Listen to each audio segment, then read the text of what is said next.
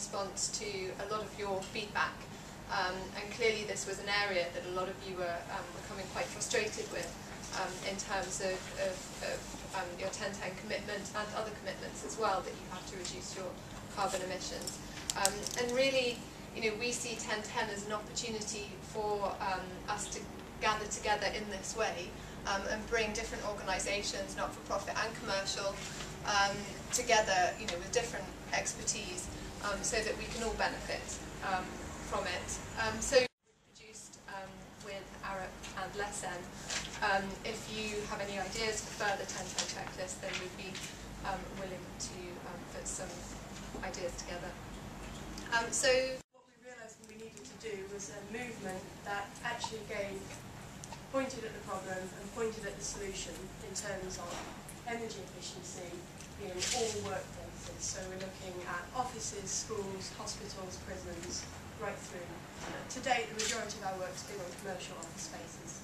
And what we're really trying to do is make energy sets that are about building performance transparent and in the public domain, easy to access and fun to access and interesting to access. So as well as the app, we've also done a Google map, so you can go on and you can check buildings near your workplace. And if your workplace isn't on there, you can put it on. And if you don't have an energy certificate, we've got information about how you get an energy certificate for your building. A few of the points, I won't go into too much detail because I think we've had a lot of the detail already, but just to highlight some of the savings. So working with British Land, Arup established working groups in a large number of offices in London, and we found that to make these successful, the best thing to do is to get everybody together, including your caterers, your security staff, your facilities managers, all of your tenants and the landlord. And one of the ways that they've found to make it most successful is obviously a lot of politics in that mix, and they found having an external chair who's somebody who's an expert in carbon or energy in the built environment, that just gives those buildings that extra focus. It changes it from being a whinge about who's doing the bins or what light isn't working on what floor and what lift is playing up, and turns it into a focused discussion about how to reduce energy. This is a story from Hermes. So Hermes have got, and they're part of the Better Buildings Partnership, they've got quite good vision about what they want to do with their portfolio. And they pass on that vision to their asset managers. So they make sure that everybody further down in the chain and closer to the everyday running of their buildings is actually embodying what they're doing. So this is just a gorgeous retail centre. Look at this complex. And well, they've saved 13% on their landlord energy purely by having an energy saving newsletter and having a league table. So just by getting the different stores to compete against each other, they've been able to save 13%, which is more than 10%.